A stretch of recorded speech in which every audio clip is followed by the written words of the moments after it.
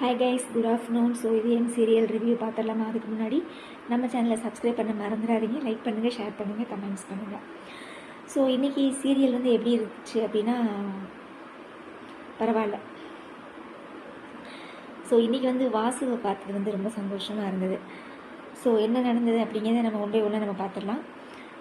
அதாவது ஃபஸ்ட்டு சீனில் வந்து ரொம்பலாம் நான் பலபலலாம் பேச விரும்பலை. அந்த புடவை எடுக்கிறதுக்கு பாட்டி வந்து ஒரு கேம் ஆடும் இல்லையா, நம்ம ஒரு வழியாக பூமுட்டை வந்து ஒத்துக்கிட்டா. சரிங்களா, நான் உங்களுக்கு சேலை தானே வேணும், புடவை தானே வேணும், நான் வாங்கி தரேன், நான் இப்போயே காஞ்சிபுரம் போய் உங்களுக்கு நான் புடவை வாங்கிட்டு வந்து தந்துடுறேன் அப்படின்னு கிளம்பையில ஆதி உள்ளே வந்துடுறாப்புல. காஞ்சிபுரம் நான் போகிறீங்க, நானும் உங்களோடய வர்றேன் அப்படிங்கிறாப்புல. அப்படியா, நான் காஞ்சிபுரம் போகிறது உங்களுக்கு எப்படி தெரியும்? நானே காஞ்சிபுரம் போகிறேன்னு இப்போ தானே முடிவே எடுத்தேன், அதுக்குள்ளே நீங்கள் எப்படி முடிவெடுத்து உள்ளே டக்குன்னு வந்தீங்க அப்படின்னு கேட்ட உடனே, அதுவா பாரதி, பாட்டி என்கிட்ட இந்த மாதிரி அவங்க பாரதியோட ஃப்ரெண்டுக்கு புடவை எடுக்கணும் ஆண்டாளுக்கு, அதனால் காஞ்சிபுரம் வரைக்கும் போக சொல்லணும் அப்படின்னு சொல்லிகிட்டு இருந்தாங்க.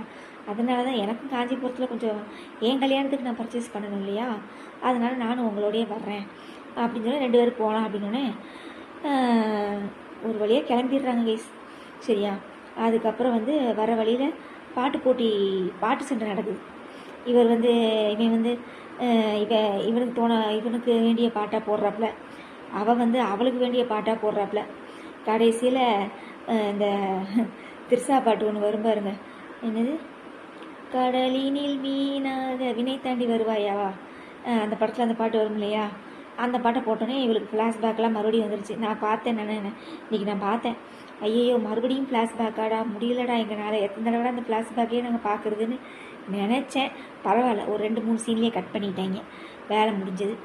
அதுக்கப்புறம் வந்து அழுதுகிட்டே இது பண்ணுறாப்புல. அதுக்கப்புறம் என்ன நடக்குது, அதுக்கப்புறம் என்ன சீனு, காரை மெயின் ரோட்டில் விடாமல் இந்த ரோட்டில் விட்டோன்னே, எனக்கு தெரியும் நீங்கள் அப்பயே என்னை போய் சொல்லி நீங்கள் கூட்டிகிட்டு வர்றீங்க, நம்ம புடவை வாங்கவே வரல, நீங்கள் வேறு ஏதோ காரணத்துக்காக தான், அது என்னையை பற்றி நீங்கள் தெரிஞ்சுக்கிறதுக்காக தான் நீங்கள் இங்கே கூட்டிகிட்டு வரீங்க அப்படின்னோடனே, இல்லை பாரதி நம்ம புடவை எடுக்கத்தான் போகிறோம், அப்படிலாம் ஒன்றும் இல்லை அப்படின்னோடனே, அது எப்படி, இது நான் பிறந்து வளர்ந்த ஊர், நீங்கள் எந்த ரோட்டில் போகிறீங்க எந்த ரோட்டில் போகலைங்கிறது எனக்கு எப்படி தெரியாமல் இருக்கும், மெயின் ரோட்டில் தானே கடை இருக்குது, மெயின் ரோட்டுக்கு போயிருந்தீங்கன்னா நீங்கள் புடவை வாங்க போயிருக்கீங்க எனக்கு தெரியும், நீங்கள் இப்படி சந்தை வெட்டி இப்படி அடிச்சிங்கன்னா அப்போ நீங்கள் என்னையை பற்றி தெரிஞ்சுக்கிட்டாக தான் நீங்கள் கூட்டிகிட்டு வந்திருக்கீங்க அப்படின்னு சொல்லி கண்டுபிடிச்சிட்டாப்புல. கண்டுபிடிச்ச உடனே டென்ஷன் ஆகி காரை நிப்பாட்டுறேன்னு நான் கற்று உடனே காரை நிப்பாட்டிட்டு வேகமாக நடந்து போகிறாப்புல. அப்புறம் கரெக்டாக நம்ம இன்றைக்கி வாசுக்கு வந்து திதி இருக்க மாட்டிருக்குது. அந்த வாசு அந்த காஞ்சிபுரத்தில் வந்து இறங்கினோடனே அந்த வைப்ரேஷன், சரிங்களா, ஸோ அவரோட சமாதி, அந்த இதில் சமாதி இருக்கும் காமிச்சாங்கள்ல, அந்த ஃபோட்டோ ஒட்டியிருப்பாங்க இல்லையா, அதில் வந்து வாசு வந்து ஆதிக்குள்ளே இறங்கி பாரதி அப்படின்னு கூப்பிட்ட உடனே சவுண்டை கேட்டோன்னே பின்னாடி திரும்பி பார்த்துட்டு, அவ்வளோ நேரம் முன்னாடி திரும்பி பாரதியை பார்த்து கூப்பிட்டு இருந்தாப்புல, கடைசியில் இவ திரும்பி இங்கிட்டு திரும்பியில அவன் வந்து அங்கிட்டு திரும்பி நிற்கிறான். சரியா, அப்போ தானே திரும்பியில ஒரு வைப்ரேஷனாக இருக்கும், அதுக்காகன்னு வச்சுக்கோங்களேன். ஸோ திரும்பி பார்க்கல ஆதின்னு கூப்பிட்டோன்னே, நான் ஆதி இல்லை அப்படின்னு சொல்லி இப்படி மீசையை முறுக்கணுன்னே, வாசு அப்படின்னோடனே, ஆமாம் நான் வாசு தான் அப்படின்னே. என்ன பாரதி பண்ணிகிட்ருக்குற, என்ன பண்ணிகிட்ருக்குற, நான் உன்னை எந்த முயற்சி ஏதாவது எடுன்னு சொன்னேன்ல, நீ ஏதாவது கேட்குறியா, நீ சொல் பேச்சு மூலம் நீ கேட்குறியா, உன் வாழ்க்கையை நீ காப்பாற்றிக்க, உன் புருஷனோட போய் சேர்ந்து வாழு, பிள்ளைகளுக்கு அப்பா வேணும், நான் இப்போ அடிப்படையாக கிளிப்பிள்ளைக்கு சொன்ன மாதிரி சொல்லிக்கிட்டு இருந்தா, நீ நான் பிடிச்ச முயலுக்கு 3 நாள்னு எந்த உண்மையை நீ ஆதிக்கிட்ட சொல்லாமல் இருந்தேன்னா என்ன அர்த்தம் அப்படின்னு சொல்லி இங்கே வாசு பிடிச்சி கத்த ஆரம்பிச்சிட்டாப்புல. உடனே அவள் இருந்துட்டு, எனக்கு சொல்லணும்னு தான் ஆசை, எனக்கும் ஆதி கூட வாழணும்னு தான் ஆசை, நான் இல்லைன்னா சொல்லலை, ஆனால் பயமாக இருக்குது, நான் எங்கேயாவது உண்மையை சொல்ல போய் அவனுக்கு ஏதாவது ஆகி மண்டையை போட்டானா நான் என்ன பண்ணுறது அப்படின்னு சொல்லி அவள் சொல்கிறாப்புல. ஸோ அதுக்கப்புறம் வந்து என்ன நடக்குது, நீ இதெல்லாம் சரிப்பட்டு வராது, உன் வாழ்க்கையை காப்பாற்றுனா நீ தான் முயற்சி பண்ணணும், நீ அடுத்த தடவை நீ எந்த ஸ்டெப்பு நீ எடுக்கலை அப்படின்னா அப்புறம் பார்த்துக்கோ அப்படின்னு சொல்லி வாசு மிரட்டிட்டு போயிருக்காப்புல. உடனே வந்துட்டு, உங்களுக்கே எல்லாமே தெரியும்ல வாசு, நான் எதுக்காக இப்படி இருக்கேன்னு உங்களுக்கே தெரியும்ல அப்படின்னு சொல்லுவான்னு நினச்சேன், அவங்க அம்மா செத்ததுக்கு நான் தான் காரணம், அவங்க அம்மா தகாத வார்த்தையில நான் பேசிட்டேன், அவங்க அம்மா சூசைட் பண்ணி செத்துட்டாங்கன்னு ஏதாவது ஒரு வார்த்தை சொல்லலாம்ல, ஒரு மண்ணாங்கட்டிக்கு அதுலேயும் சொல்கிறது கிடையாது. சரியா, சரி சொன்னோன்னே, அதெல்லாம் தெரியாது, நீ தான் உன் வாழ்க்கையை காப்பாற்றிக்கணும், குழந்தைங்களுக்கு கண்டிப்பாக அப்பா வேணும், நீ ஆதிக்கிட்ட எல்லா உண்மையை சொல்லியே ஆகணும் அப்படின்னு சொல்கிறாப்புல. சொன்ன உடனே மயக்கம் போட்டு விழுந்துடுறான். வாசு வெளியே போயிடுறாப்புல. மயக்கம் போட்டு விழுந்தோடனே அந்த ஊருக்காரங்களாம் வந்து யார் என்னாச்சுன்னு கேட்கணும். நீங்கள் காரில் ஏற்றுங்க, நான் ஹாஸ்பிட்டல் கூட்டிகிட்டு போய்க்கிறேங்க. மரகதம்மா அங்கே வருது. யார்? வாசுவோட அம்மா வருது. வந்த உடனே இது என் மாப்பிள்ளை தான், தூக்குங்க, நான் வீட்டுக்கே கூட்டிகிட்டு போயிடலான்னு சொல்லிவிட்டு அப்புறம் ஒரு அங்கே ஒரு டாக்டர் இருப்பாங்கள, அந்த கிராமத்துலேயே டாக்டர் இருப்பாங்க இல்லையா, ஒரு பாட்டி வந்து வைத்தியம் பார்த்தோன்னே அவருக்கு மயக்கம் தெரிஞ்சு எந்திரிச்சாப்புல. கைஸ் எனக்கு ஒன்று என்ன அப்படின்னா, கைஸ் உண்மையை சொன்னால் என்ன கைஸ், அவனோட ஹார்ட்டாக இருக்கிறதே வாசு தான். புரியுதுங்களா? இதே வாசுவே உள்ளே இருக்கையில் இவன் எதுக்கு பயப்படும் தான் நானும் கேட்குறேன். உண்மையை தாராளமாக சொல்லலாம். ஆனால் இவன் ஏன் இப்படி பயந்துக்கிறானே தெரியல.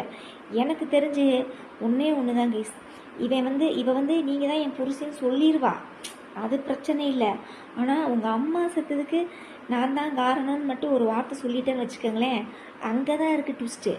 அவள் இதை சொல்லாமல், எனக்கு தெரிஞ்ச அவங்க அம்மா செத்ததுக்கு எனக்கு நேற்று கூட ஒருத்தவங்க கமெண்ட்ஸ் பண்ணியிருந்தாங்க, சரிங்களா, மித்ரா தான் காரணம். ஏன்னா பாரதி வந்து நேற்று எபிசோடில் பார்த்தீங்கன்னா பாரதி வந்து பேசலை, இவன் எதுக்கு அவங்க அம்மா ஆதியோட அம்மா செத்ததுக்கு நீ தானே காரணம்னு சொல்லி மித்ரா சொல்கிறா. அப்போ பாரதி அந்த இடத்துல யோசிக்கணும்ல கைஸ், நான் ஆதியோட அம்மா செத்தது இவளுக்கு எப்படி தெரியும், இவ எதுக்கு நம்மளை இது பண்ணுறா அப்படின்னு சொல்லி அந்த கூமுட்டையோ இப்போ புரியுதா நான் ஏன் இவளை கூமுட்டைன்னு சொல்கிறேன்னு. ஒரு இடத்துல கூட இவ யோசிக்கவே மாட்டா. அதைத்தான் வாசுவும் திட்டுறான், நீ யோசித்து செயல்படு, ஸ்டெப் எடு. அவன் என்ன ஸ்டெப் எடுக்க சொல்கிறான்னு உங்களுக்கு புரியுதுங்களா? சாரதா அம்மா செத்ததை கண்டுபிடிக்க சொல்கிறான், புரியுதா? வாசு வந்து சாரதம்மா எப்படி செத்தாங்க, எதனால செத்தாங்கங்கிறத கண்டுபிடிக்க சொல்கிறான். அப்படி கண்டுபிடிக்கிறது தான் பாரதியோட வேலை. அதை கண்டுபிடிச்சாலே நாடகம் முடிஞ்சது. இவ தாராளமாக உண்மையை சொல்லிட்டு போயிட்டே இருக்கலாம். அதைத்தான் வாசுவும் சொல்கிறாப்புல, நீ எந்த முயற்சியும் எடுக்கலை அப்படின்னா அது இதுதான், புரியுதுங்களா? ஆனால் இவன் எந்த ஸ்டெப்புமே எடுக்க மாட்டேங்கிறான். கடைசியில் வாசுவே டென்ஷன் பண்ணி விட்டா இவ. ஐயோ கடவுளே, முடியலப்பா. எப்பா ராசாத்தி, பாரதி அம்மா கொஞ்சம் வாயை திறந்து உண்மையை பேசுதாயி, முடியல எங்கனால. அப்புறம் அதாங்க வாசுவே இதயமாக உள்ளே இருக்கும்போது இவன் எதுக்கு பயப்படணும்? ஒன்றும் ஆக போகிறது இல்லை. வாசு பார்த்துக்குவான், ஆதிக்கு எதுவும் ஆகாமல் வாசு பார்த்துக்குவான். இவ தாராளமாக உண்மையை சொல்லலாம் வாசு மேலே நம்பிக்கை வச்சு. ஆனால் இவ அந்த வாசுவே நம்பலை, யாரையுமே நம்பலை. ஆனால் ஆதி கூட மட்டும் நான் சேர்ந்து வாழணும்னு நினைக்கிறான். இது என்ன ஒரு சுயநலமான புத்தி.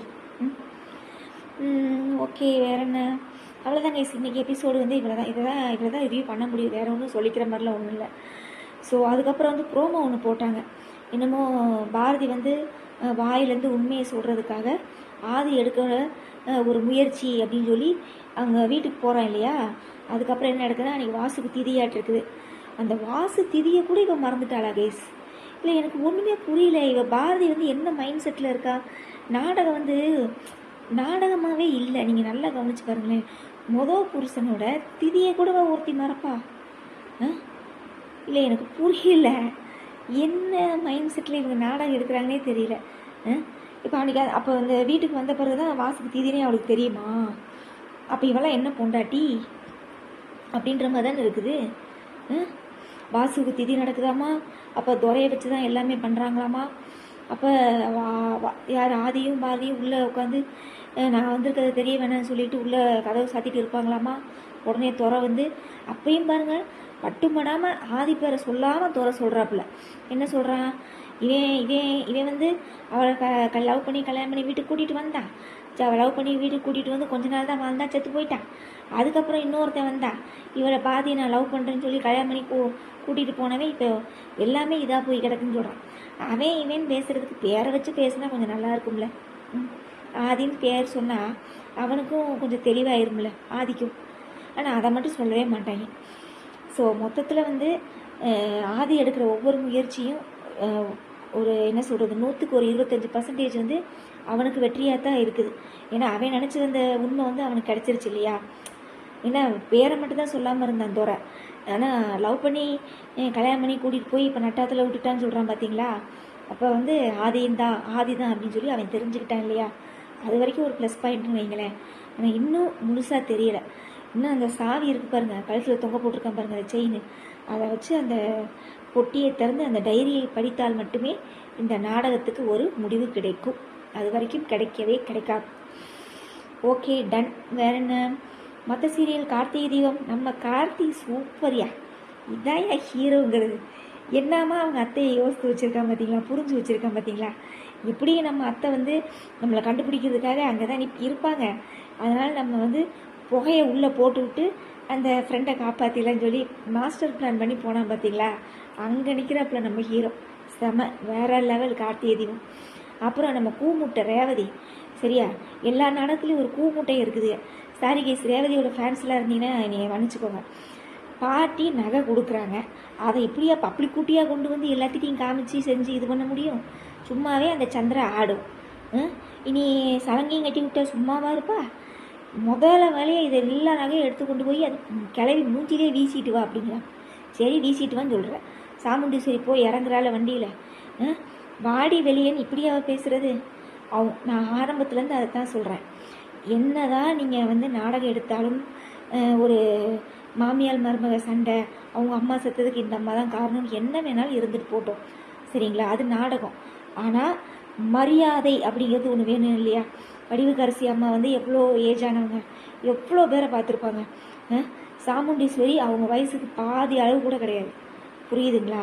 வாடி போடி கிளவி என்ன இது மரியாதை இல்லாது, ரொம்ப டூ மச்சாக இருக்குது, ரொம்ப டூ மச்சாக இருக்குது. இந்த ஒரு நகை எதுக்கு நகையெல்லாம் என் பொண்ணுக்கிட்ட கொடுத்து விட்றேன், என் நகை கொடுத்து விட்ற வேலை, உறவு கொண்டாடுற வேலை இனிமேல் என்கிட்ட வச்சுக்காத அப்படி சொல்லி அந்த மாதிரி பேசினா கூட தெரியாது. எப்போ பார்த்தாலும் கிளவி வாடி போடி, இது என்ன பேச்சு, இது நான்சென்ஸாக இருக்குது, சுத்த நான்சென்ஸாக இருக்குது. அப்புறம் வேறு என்ன, வேறு எல்லா சீரியலுமே ப்ரோமோ போட்டாங்க. இப்போயே ஒரு ப்ரோமோ தான் ஓடிட்டு இருக்குது, சந்தியா ராகம். என்ன கேஸ், நம்ம வெத்தலை போட்டு இதயம் சீரியலில் வந்து நம்ம சுதாகரை பார்த்து நீ என் மச்சா மாதிரி இருக்கிற அப்படின்னு சொல்லிட்டு வந்த நம்ம வனிதா மேடம் அக்கா இன்னைக்கு சந்தியா ராகத்தில் வந்து வசுந்தரா தேவியாக வந்திருக்காங்க. சந்தியா ராகத்தில் வசுந்தரா தேவியாமா ரகுராம வந்து அப்படியே ஆட்டி பார்க்குறாங்களாமா ரகுராம. ஐயோ கடவுளே, நாடகம் யாரும் பார்க்கலன்னொடனே ஒரு கேரக்டர் உள்ளே கொண்டு வந்து இறக்கி அந்த நாடகத்தை வந்து பார்க்க வைக்கிற மாதிரி பண்ணுறாங்க வருங்களேன். உண்மையிலே சந்தியா ராகத்தில் ஒரு கதை எதுவுமே இல்லை கேஸ், நல்லாவே இல்லை கதை. நான் சொல்கிற மாதிரி அன்றைக்கே அந்த சாருவை வச்சு எடுத்திருந்தாங்கன்னு வச்சுக்கோங்களேன், நாடகம் இன்னும் சூப்பராக இருந்திருக்கும். ஏன்னா ஒன்றுமே இல்லை, அவங்க லிங்கத்தை வந்து காலில் உழுக வைப்பாங்க. எங்கள் அம்மா அப்பாவே நீங்கள் காலில் உழுக வச்சிங்களா, உங்களை நான் பழி வாங்காமல் விட மாட்டேன்னு சொல்லி குடும்பத்துக்குள்ளே மருமகளை வந்து ஆட்டம் காமிச்சு வந்து அந்த மாதிரி எடுத்திருந்தாங்கன்னா நாடகம் நல்லா இருந்திருக்கும். இது சும்மா இடத்துக்கு சண்டை போட்டுக்கிட்டு மொக்கையை போட்டுக்கிட்டு இருக்கிறாங்க. அப்புறம் வேற என்ன சீரியல், சின்னஞ்சிறு கிளியே இப்போ தான் ஒரு ஃப்ளாஷ்பேக் வருது. இப்போ தான் ப்ரோமோவில் பார்த்தேன். என்ன ஆச்சு அப்படின்னா, அந்த தாத்தா கிட்டே போய் கேட்குறாப்புல, அதாவது கிருபாவோட அப்பா இருப்பார் இல்லையா, அவர்கிட்ட போய் நம்ம இந்த அக்கா கேட்குது, எதுக்காக இப்படி எங்கள் லேடிஸ் எல்லாம் இப்படி அடிமையாக நடத்துகிறாங்க, என்ன காரணம் அப்படின்னு கேட்ட உடனே அவர் ஒரு ஃப்ளாஷ்பேக் சொல்கிறாரு.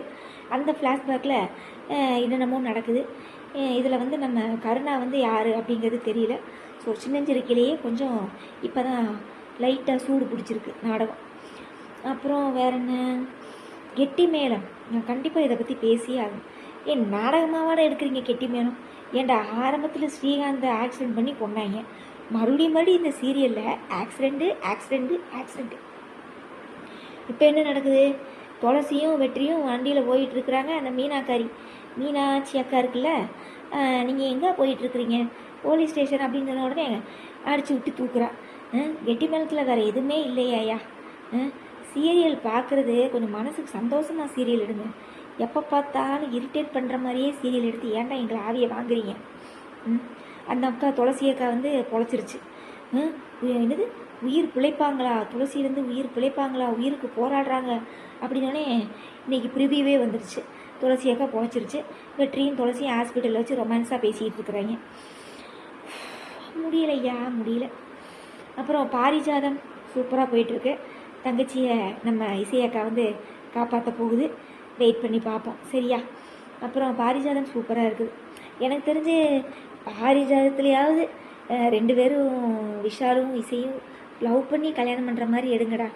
எல்லா சீரியல்லையுமே நான் கல்யாணத்தை வந்து ஒரு அடாவடித்தனமாகவே பண்ணுறீங்க. தயவு செஞ்சு இந்த பாரிஜாதத்துலேயாவது 2 பேரும் விரும்பி கல்யாணம் பண்ணுற மாதிரி எடுங்க ப்ளீஸ். அப்போ தான் நாடகம் கொஞ்சம் நல்லாயிருக்கும்.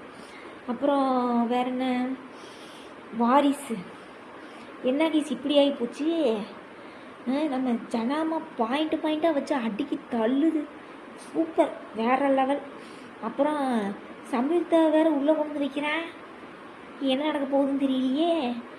ஏற்கனவே சம்யுக்தா ஆடுவா, இதில் சிபி வந்து சலங்கையை வேற கட்டி விட்டானே. இனி நல்லாவில் ஆடுவா.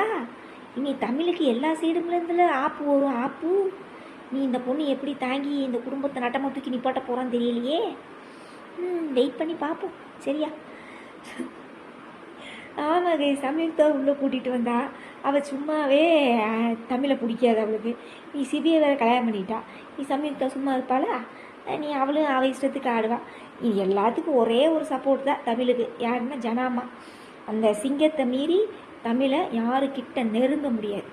ஏன்னா அங்கே ஒரு சிங்கம், லேடி சிங்கம் இருக்குது. லேடி சிங்கம் ஃபயர், ஜனாமாங்கிற ஒரு ஃபயர் இருக்குது. அந்த ஃபயரை தாண்டி தமிழை யாரும் தொட முடியாது அப்படின்ற மாதிரி தான் இருக்குது. Okay done. வேறு என்ன உங்களோட நிறைய குறைகளை கண்டிப்பாக கமெண்ட்ஸில் சொல்லுங்கள். என்ன கேஸு வியூஸே போக மாட்டேங்குது, கமெண்ட்ஸும் பண்ண மாட்டேங்கிறீங்க. என்ன தான் நீங்கள் உங்கள் மைண்ட் செட்டில் நினச்சிக்கிட்டு இருக்கிறீங்க? ஒரு லைக்ஸை போட்டு பார்த்தீங்கன்னா ரொம்ப நல்லாயிருக்கும். அப்படியே நம்ம சேனலை நிறைய ஷேர் பண்ணி சப்ஸ்கிரைப் பண்ணிங்கன்னா ரொம்ப சந்தோஷமாக இருக்கும். சரியா? வேறு என்ன, அவ்வளோதான் கைஸ். நாளைக்கு ரிவ்யூவில் பார்க்கலாமா? நாளைக்கு சனிக்கிழமை பார்க்கலாம் என்ன நடக்க போகுதுன்னு தெரியல. நாளைக்கு தான் மனசு இல்லாமல் எண்டு காடுன்னு நினைக்கிறேன். என்ன கேஸ், 2 நாள் தான் இருக்குது. இன்னும் இந்த அருள் பையை திருந்தவே மாட்டேங்கிறான். வானதியை ஏற்றுக்கவே மாட்டேங்கிறான். என்ன நினச்சிட்டு இருக்கான் என் மனசில்? வானதியை ஏற்றுட்டு வாழ சொல்லுங்கப்பா. இப்போ தான் நந்தினியும் நான் லவ் பண்ணுற விஷயத்தையே போட்டு உடைக்கிறாங்க. ஐயோ, இதில் வேறு இறுதி அத்தியாயமாமா. ஐயோ முடியல. Bye guys. சரியா? நாளைக்கு பார்க்கலாம்.